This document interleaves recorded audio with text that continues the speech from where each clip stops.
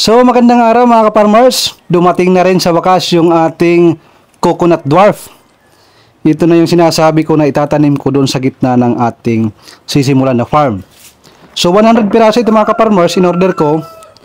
Bali ang bili ko nito is nasa 70 pesos each. But meron tayong konting discount. Ang binayaran ko nito is 6,800 kasama na yung pag-deliver. Noong unang araw kasi mga ka-farmers, mayroon akong order from Kananggalite. Medyo malayo yun. Tapos kinancel ko dahil palaging nag-move yung kanyang shipment. So kahapon lang, naghanap ako sa online, sa Facebook. Tinignan ko talaga kung legit yung kanilang mga pinapatubo na coconut dwarf. Ang kanyang available na coconut dwarf seedling is yung Katigan variety. Gusto ko sana yung takunan, pero wala sila. Sa ibang nagbebenta, malapit dito, meron akong nakita. Kaso 150 each. Ayaw na magpatawad. So, nakita ko to, 70 pesos each. Mas mura siya. Ang kagandahan daw nito is yung silot nito is matamis ang sabaw nito at matamis yung laman. So, advisable siya sa silot. At advisable ito sa paggawa ng tuba, pagsanggot. Malakas daw ito magbigay ng tuba. So sabi ko, mas mura ito at hindi naman yan nagkakalayo ng diferensya. Sabi ko, depende na lang yan sa produkto na ating gagawin. So since ito ang available sa kanilang nursery, ito na yung kinuha ko. Imagine, 70 pesos versus 150. Ayan, 100 piraso yan mga ka-farmers. Ganda ng tubo. Talagang alagang-alaga.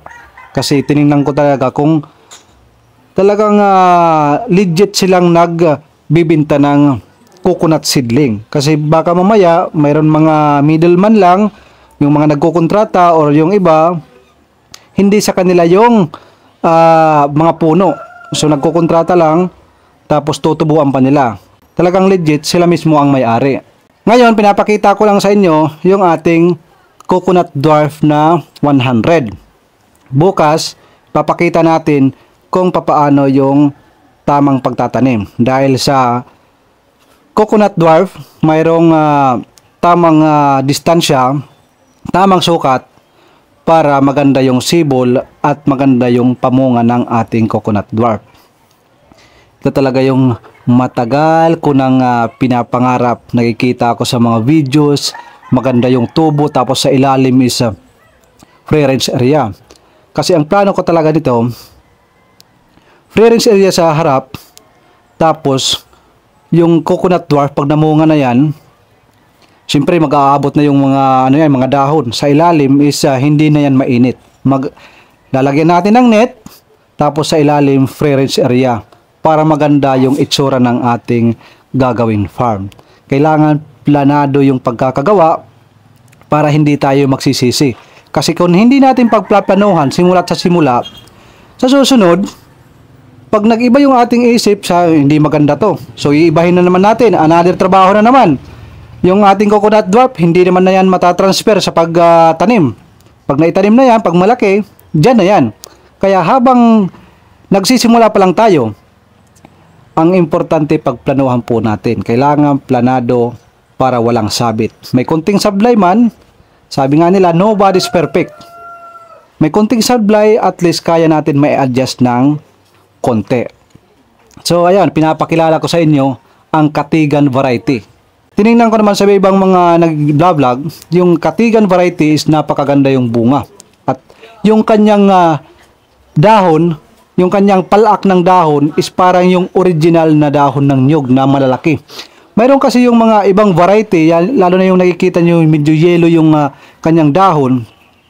Maliliit yung kanyang dahon, yung parang ganito, yung palak. Iwan ko ang tawag sa inyo, itong palak. Tawag dito sa amin, palak, itong ganito, yung pag lumaki na, maliliit.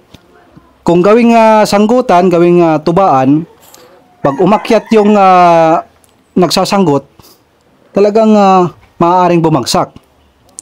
Pero since ito ay coconut dwarf, hindi naman to kailangan akyatin. Pero may time na tumataas na, syempre kailangan akyatin yung iba kahit medyo mababa, advisable pa rin na maakyat. So mas maganda kung ganon na ganon ka kapal yung kanyang palak. So pag umakyat, yung magkukuha ng tuba is hindi mababali or hindi malalaka or anong tawag sa inyo, yung mapapaksi yung kanyang dahon. So yun ang mga nakita kong advantage dito sa katigan variety. Pagdating naman sa nyog, yung laki ng takunan at katigan is halos pareho lang. Actually mga kaparmers, hindi ko na pangangalanan, napakaraming variety ng ating coconut dwarf. Pero since ito yung malapit sa akin at ito yung mura at tiningnan ko rin yung kanyang kakayanan, ayos, so ito yung ating itatanim. So see you sa susunod na video mga kaparmers.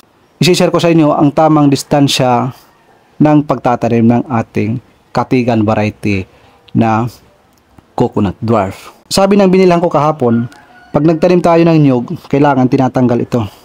Tinatanggal.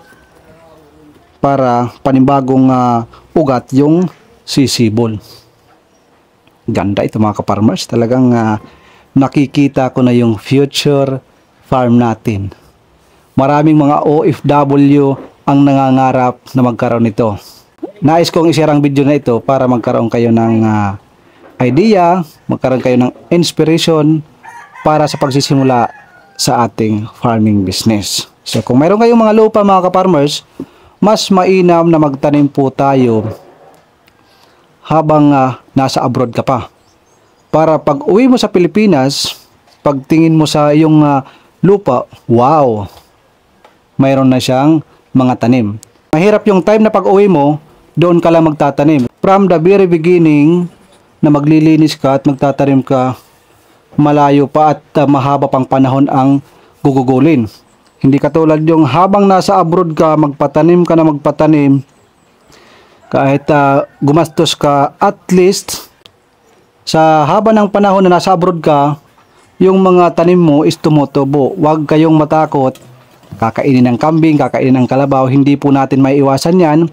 Ang importante, nag-try po tayo, ginawa po natin ang best natin para pag uwi mo sa Pilipinas, makikita mo ang iyong mga pinaghirapan.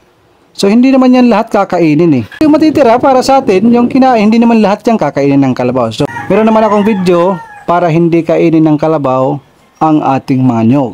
So pwede natin na gayahin yon, pwede natin i-apply. Bukas magpapatanim na ako nito. So see you sa ating farm. Ngayon nandito ako sa bahay, dito ko binagsak dahil ito yung accessible sa amin sa pagdi-deliver.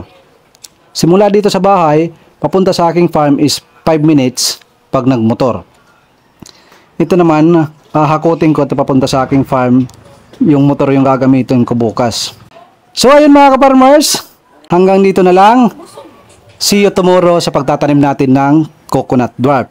At syempre kung hindi ka pa nakapag-subscribe sa ating YouTube channel, huwag mong kalimutan mag-subscribe and hit the notification bell para updated ka sa ating Kaparmers idea. Nakikita ko na ang aking future farm. Talagang ini-imagine ko yan kung ano ang magiging itsura in the future. So hanggang dito na lang. Paalam mga Kaparmers.